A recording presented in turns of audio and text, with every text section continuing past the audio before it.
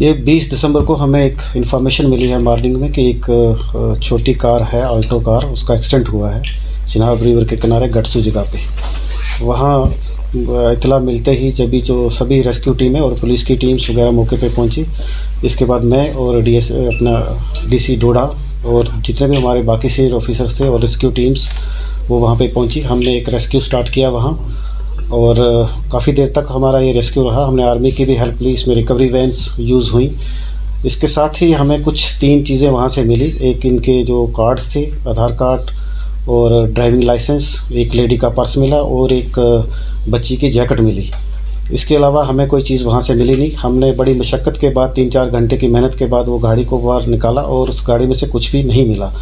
उसके बाद थोड़ा सा शक होने लगा हमने और इस पर हमने मज़ीद तफ्तीश करने के लिए इसका कॉल डिटेल एनालिसिस हमने जब किया, उससे मालूम हुआ कि ये यहाँ ही इसका फ़ोन स्विच ऑफ हुआ है। इसके बाद हमने फिर पूरी कोशिश की अपना टेक्निकल एनालिसिस से और इसकी जो वीडियो फुटेज वगैरह देखी गाड़ी की मूवमेंट की। मॉर्निंग में जब ये भद्रवाह से चला और इस एरिया में आया तो हमें शक हुआ कि इसने जम्मू जाना था, यहाँ क्यों आया।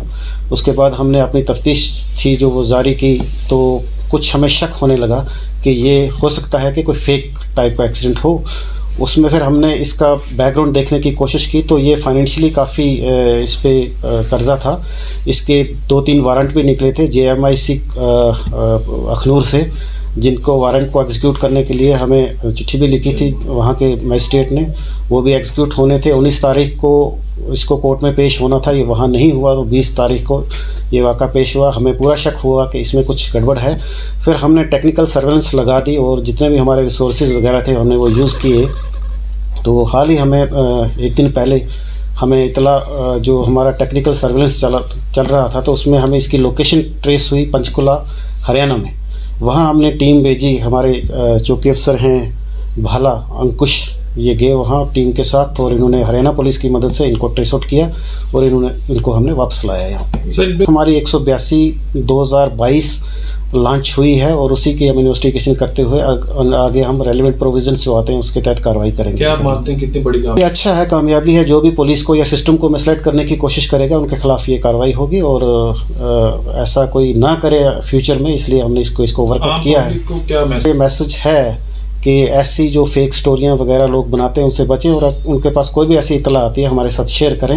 हालांकि इसकी इतला कहीं नहीं थी इस एरिया में। हमने इसको टेक्निकल जो हमारी साइबर सेल की टीम है इसमें इसने काफ़ी मेहनत की और मेहनत के बाद हम इनको लोकेट कर पाए और विदिन 24 आवर इनको रिकवर करके हम लाए। सर अभी इनको हमने तकरीबन 12-13 दिन के अंदर कर लिया है रिकवर और हरियाणा पुलिस की मदद से हमने पंचकुला एरिया से इसको, एक फैक्ट्री में ये काम कर रहा था, वहाँ से इसकी रिकवरी की है।